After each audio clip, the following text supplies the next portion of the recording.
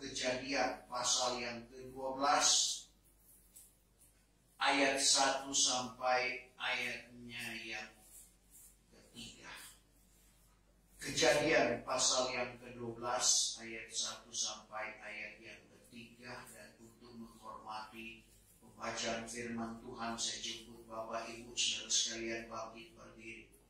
Sekali lagi, Kejadian 12 ayat 1 sampai 3 dalam Alkitab terjemahan lama berkata sebagai berikut.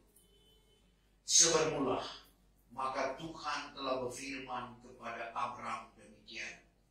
Keluarlah engkau dari negerimu dan daripada kaum keluargamu dan dari dalam rumah bapamu. Pergilah ke negeri yang akan kutunjuk kepadamu kelak. Maka aku akan menjadikan dikau suatu bangsa yang besar, dan aku akan memberkati engkau dan membesarkan namamu. Maka hendaklah engkau menjadi suatu berkat. Maka aku akan memberi berkat kepada barang siapa yang memberkati akan dikau, dan akan memberi laknat kepada barang siapa yang melaknatkan dikau. Maka dari dalammu juga segala bangsa yang di atas bumi akan beroleh berkat. Puji Tuhan, terima kasih. Silakan duduk.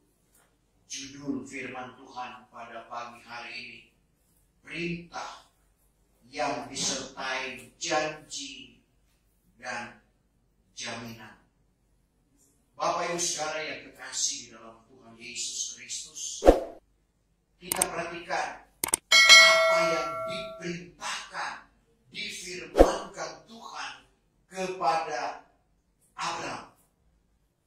Dan apa janji yang Tuhan katakan kepadanya apabila dia melakukan perintah Tuhan. Dan ini juga datang kepada Bapak Ibu saya dan saudara. Bagaimana perintah Tuhan di dalam ayat yang pertama? Sebermula, maka Tuhan telah berfirman kepada Abram demikian. Keluarlah engkau dari dalam negerimu dan dari kaum keluargamu dan dari dalam rumah bapamu. Pergi ke negeri yang akan kutunjuk kepadamu. Satu hal yang luar biasa yang dilakukan atau tindakan yang dilakukan oleh Abram.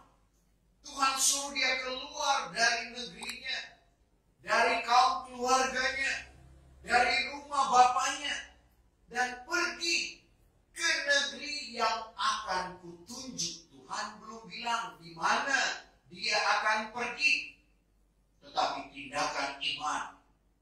Dia percaya akan janji Tuhan dan jaminan Tuhan bagi dia yang melakukan perintah Tuhan. Tapi bukan berarti karena ini perintah Tuhan, ini petunjuk Tuhan, lalu dia tidak mengalami masalah.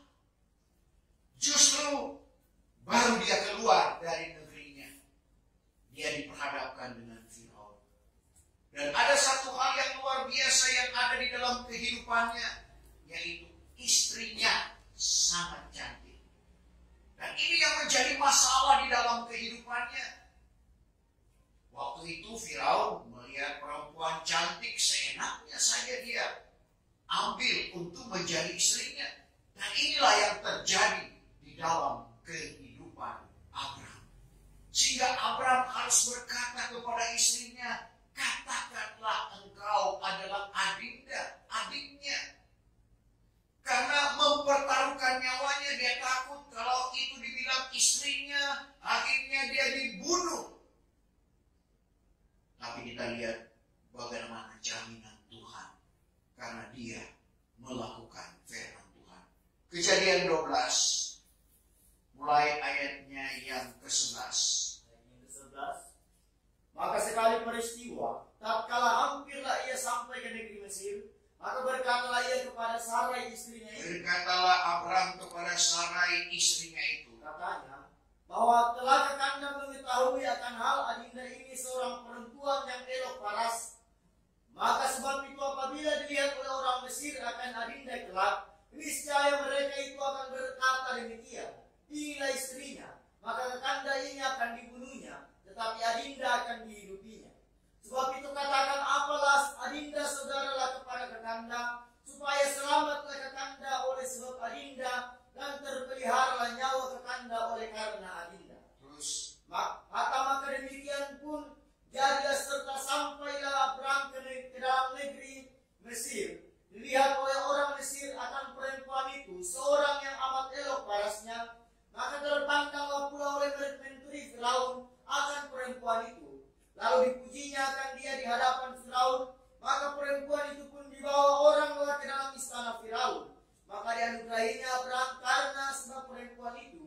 Maka Abraham adalah menaruh kambing dan lembu dan keledai, dan hamba sahaya dan keledai betina dan unta. Maka didatangkan Allah beberapa bala yang besar atas Firaun. maka didatangkan Allah beberapa bala yang besar atas Firaun, Dan atas isi istananya pun karena sebab Sarai, istri Abraham itu. Maka dipanggil oleh Firaun akan Abraham, lalu ditanya, bagaimanakah perbuatanmu ini akan daku?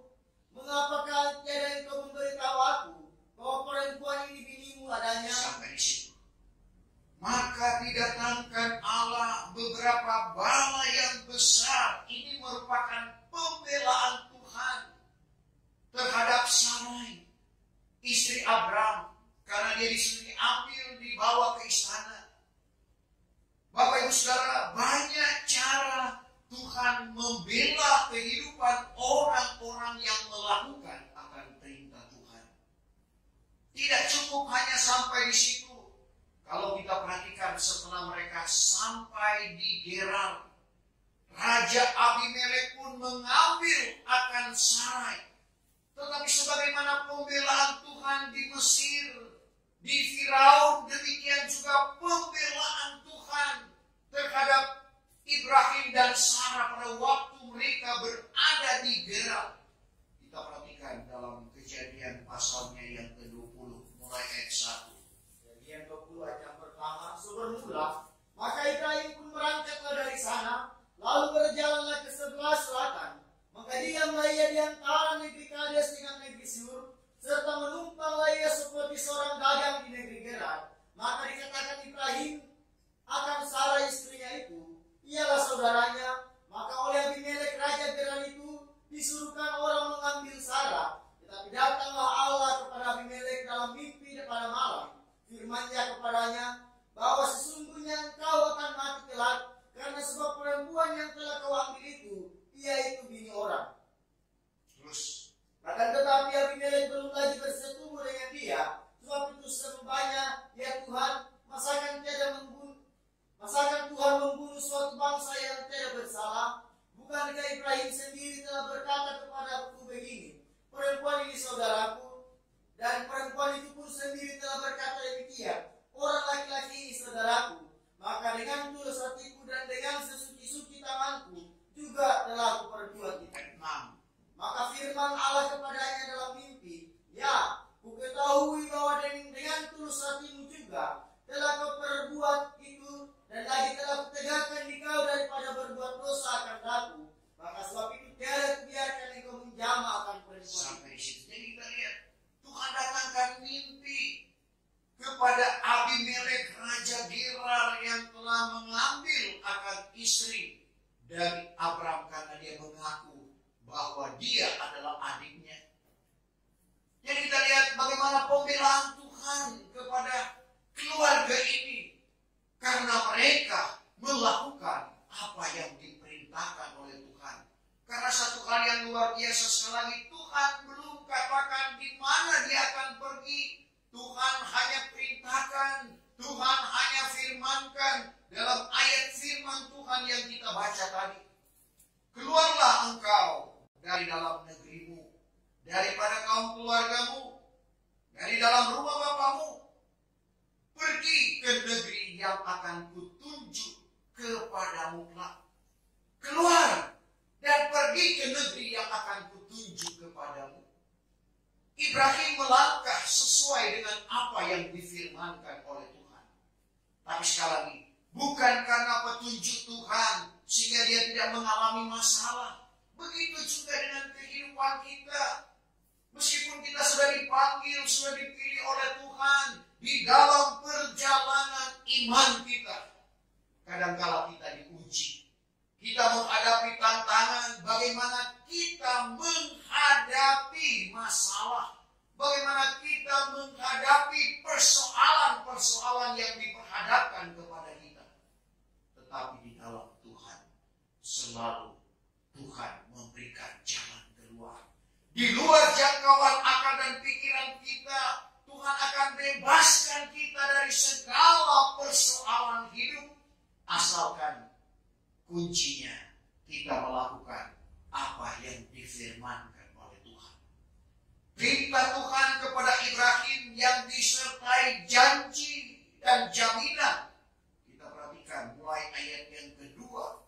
Janji Tuhan, jaminan Tuhan terhadap Ibrahim. Maka aku akan menjadikan engkau suatu bangsa yang besar. Bapak Ibu Saudara, janji Tuhan kepada Abraham bahwa Tuhan akan menjadikan dia suatu bangsa yang besar.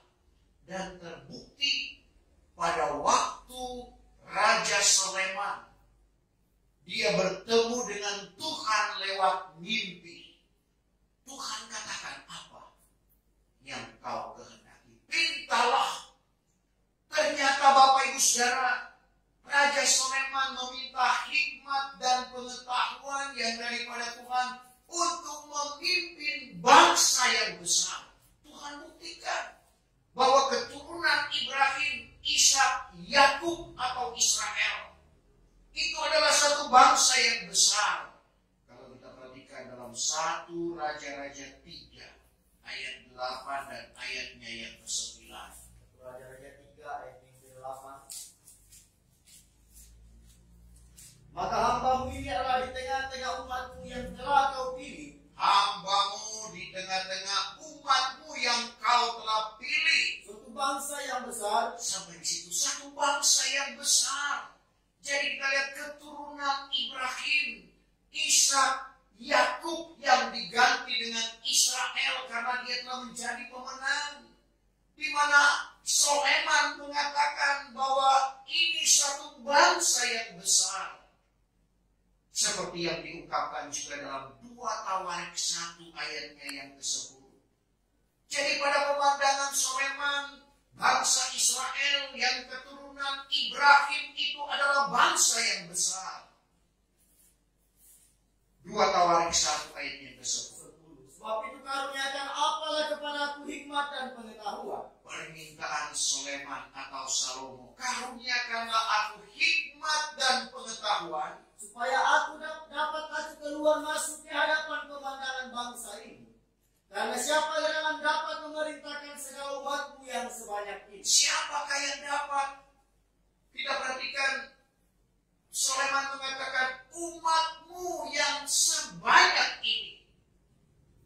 Janji Tuhan kepada Ibrahim, Tuhan genapkan. Karena Tuhan tidak seperti manusia yang berdusta. Tuhan tidak seperti anak manusia yang bersesalan adanya. Bilangan 23 ayat 19, masakan ia berfirman lalu tidak disampaikannya? Masakan ia berfirman lalu tidak diadakannya? Sekali lagi, Tuhan tidak sama dengan kita manusia. Kita kadang-kala berdusta. Siapa yang tidak pernah berdusta? Pasti pernah. Sengaja ataupun tidak sengaja. Siapa yang tidak pernah menyesal? Kita manusia, sebagai anak manusia yang kadang-kala menyesal, sudah berjanji akan memberikan sesuatu kepada Tuhan. Seperti saya pernah dijanjikan oleh seorang.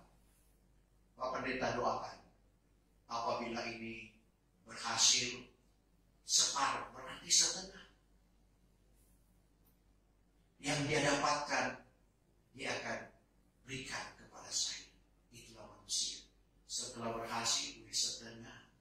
Kalau 100 juta, 50 juta yang menyesal. Kenapa? Saya sudah berjanji.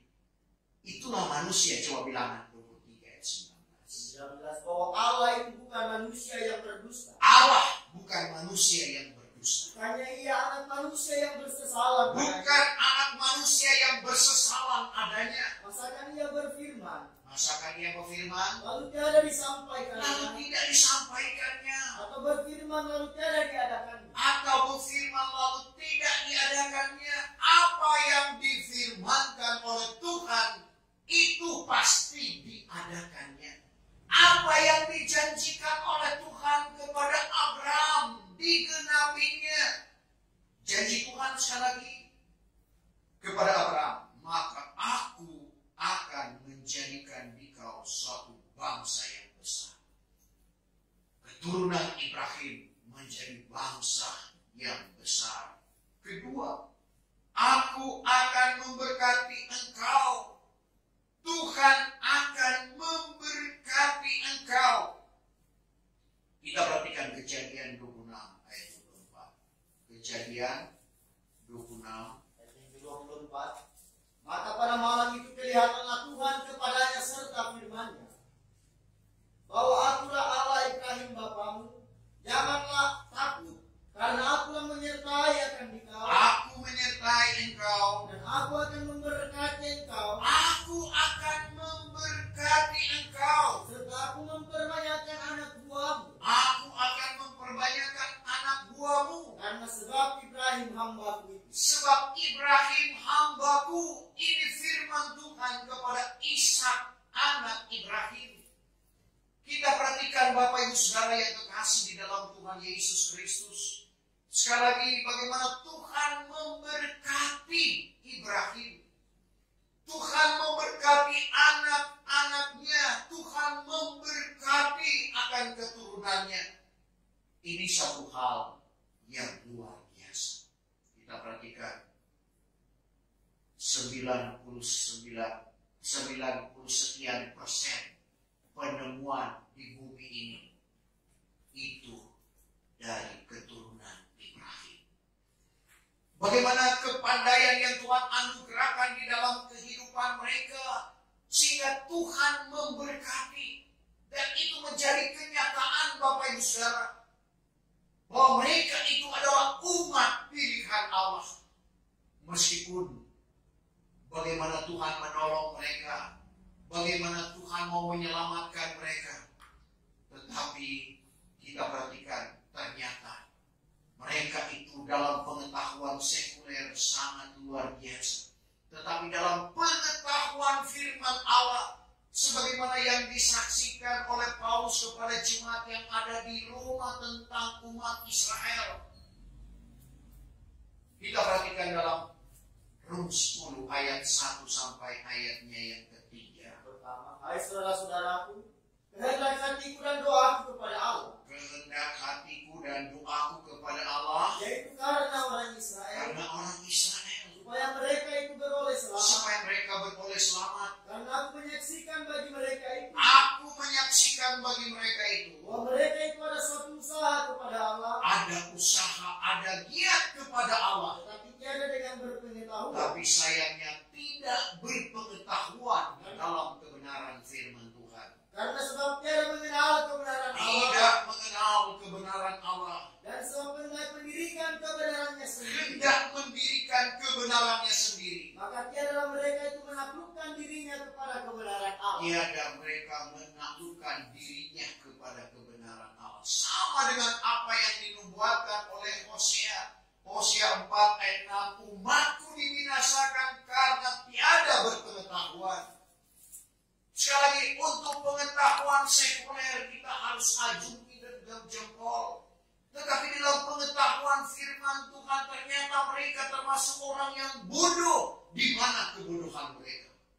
Tuhan sudah datang, tapi mereka menganggap dia tetap anak Maryam dan Yusuf si tukang kayu.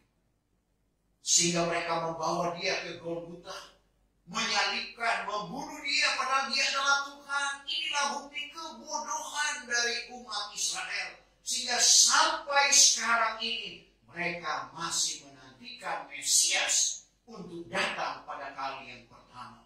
Sementara kita menantikan Mesias untuk datang pada kali yang kedua. Karena mereka tidak percaya dengan kedatangannya yang pertama yang telah lahir di kandang yang hina. Tapi kita bersyukur dengan dibawanya Kristus ke kemuliaan surga. Penebusan terjadi di dalam kehidupan kita yang sebenarnya tidak bertuhan, tidak berpengharapan, dan otomatis tidak ada keselamatan. Tapi dengan kematian Kristus membawa keselamatan di dalam kehidupan kita yang disebut sebagai orang kafir. Karena di luar Israel itu kafir namanya, termasuk bapak ibu saya dan saudara. Tapi sekali lagi kita yang tidak bertuhan, Efesus pasal 2 ayat 11 sampai 13. Tidak berpengharapan, tapi dengan kematian Kristus, dengan darahnya yang telah tercurah di bukit Golgota, mendatangkan keselamatan di dalam kehidupan kita. Selanjutnya, maka aku akan menjadikan engkau suatu bangsa yang besar. Aku akan memberkati engkau. Jadi kita lihat Tuhan jadikan Ibrahim suatu bangsa yang besar dan Tuhan memberkati akan dia. Selanjutnya, membesarkan namamu. Tuhan besarkan namanya. Sehingga kita lihat kita tahu dan kenal dia adalah Bapa segala orang yang beriman. Sampai pada perjanjian yang baru ini, bagaimana Paulus mengungkapkan tentang keberadaan iman yang ada pada Ibrahim. Kita perhatikan pertama suratannya kepada jemaat yang ada di Roma. Roma 4 ayat 18 atau 3 ayat 4 ayat 18. Karena tatkala Ibrahim sudah hilang pengharapan. Kalau Ibrahim sudah hilang pengharapan, Maka ia sudah harap juga dengan iman. Harap dengan iman. Yang ia menjadi bapa kepada beberapa banyak bangsa. Ia menjadi bapa kepada beberapa banyak bangsa. Sebagaimana yang difirmankan, bahwa demikianlah akan jadi bagimu kelak, dan dengan tiada lemah di dalam imannya. Tiada lemah di dalam iman. Ia tampak dirinya sendiri seperti sudah mati, karena umurnya sekira-kira 100 tahun, dan kandungan Sarah pun sudah mati. Tetapi sebab ingat akan perjanjian Allah. Ingat akan apa yang dijanjikan Allah kepadanya. Tiadalah ia bimbang. Tidak ia bimbang. Dengan tiada iman, melainkan ia makin dikuatkan oleh imannya dengan mempermuliakan Allah, dan sangat yakin bahwa Allah berkuasa menyampaikan barang yang dijanjikan. Sangat yakin akan apa yang Tuhan janjikan di dalam kehidupannya, sehingga dia disebut Bapa segala orang yang percaya, atau Bapa segala orang yang beriman dalam Galatia pasal 3 ayat yang ke-7 dan ayat yang ke-8. Sebab itu hendaklah kamu mengetahui. Sebab itu hendaklah kamu ketahui, hai jemaat yang ada di Galatia, bahwa segala orang yang beriman, segala orang yang beriman atau segala orang yang percaya, itulah anak-anak Ibrahim. itulah anak-anak Ibrahim. Berarti dia adalah bapa segala orang yang beriman. Itu bukti bagaimana Tuhan membesarkan namanya. Sehingga dari perjanjian lama sampai pada perjanjian yang baru ini, bagaimana dia dibesarkan oleh Tuhan. Tuhan besarkan namanya, digelar sebagai Bapa segala orang yang beriman. Selanjutnya, yang keempat, kelima, maka hendaklah engkau menjadi suatu berkat. Kembali Tuhan mengingatkan, hendaklah engkau menjadi suatu berkat. Ibrahim menjadi berkat, sehingga dia disebut bapa segala orang yang beriman, karena jalannya memperkenankan Tuhan. Kalau kita juga jalan kita seperti yang dilakukan oleh Ibrahim, percaya kepada Tuhan, dan jalan kita memperkenankan Tuhan, musuh kita diperdamaikan oleh Tuhan. Amsal 16 ayatnya yang ke-7. Jikalau jalan barang seorang memperkenankan Tuhan, Jikalau jalan barang seorang memperkenankan Tuhan, maka segala seterunya pun kelak diperdamaikan oleh Tuhan. seluruh musuh diperdamaikan, dan dengan kebenaran firman Tuhan pemazmur berkata, kamu akan diangkat tinggi oleh karena kebenaran. Abraham karena melakukan kebenaran, dia dipermuliakan, dia diangkat oleh Tuhan. Mazmur 89 ayatnya yang ke-17. Pada sepanjang hari mereka itu bersuka cita kelak akan namamu. Sepanjang hari mereka itu bersuka cita kelak akan namamu. Dan mereka itu diangkat tinggi-tinggi oleh kebenaran. Diangkat tinggi-tinggi oleh kebenaranmu. Kalau kita ada di dalam kebenaran, melakukan kebenaran, kebenaran itulah yang akan mempermuliakan kita. Kebenaran itulah yang akan mengangkat kita seperti firman Tuhan tadi. Bahkan dalam Yesaya 52 ayatnya yang ke-13. Yesaya 52 ayat 13. 52 ayat 13, bahwasanya hambaku itu akan melakukan dirinya dengan akal budi. Jadi melakukan dirinya dengan akal budi. Dia pun akan diangkat tinggi-tinggi. Diangkat tinggi-tinggi. Dan dipermuliakan amat sangat. Dipermuliakan amat sangat bagi orang yang melakukan kebenaran firman Tuhan. Selanjutnya yang ke-6, maka aku akan memberi berkat kepada barang siapa yang memberkati akan engkau. Siapa yang memberkati keturunan Ibrahim akan diberkati oleh Tuhan. Bapak Ibu Saudara, kita perhatikan yang mengutuk, karena di sini ada bagian yang kedua. Yang ke-6, aku akan memberi laknat kepada barang siapa yang melaknatkan engkau. Jadi orang yang mengutuk bangsa pilihan Allah, keturunan Ibrahim, akan dikutuk oleh Tuhan. Sebaliknya orang yang memberkati akan diberkati. Bapak Ibu Saudara, kalau tidak salah, berita ini tapi saya percaya tidak salah. Kenapa Thailand itu berhasil? Ternyata mereka berguru kepada orang-orang Israel. Sehingga kita perhatikan ada durian bangkok yang besar, ada ayam bangkok. Karena pengetahuan Israel itu luar biasa.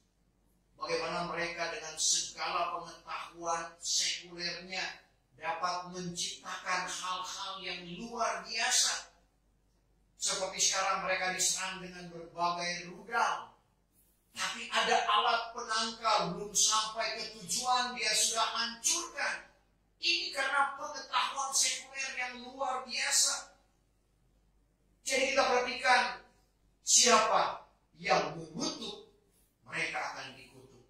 Tapi siapa yang memberkati, mereka akan diberkati. Ini janji Tuhan kepada Abraham.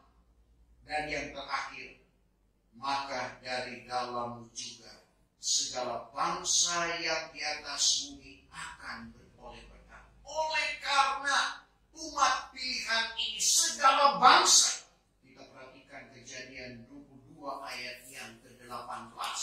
Kejadian 22 ayat 18.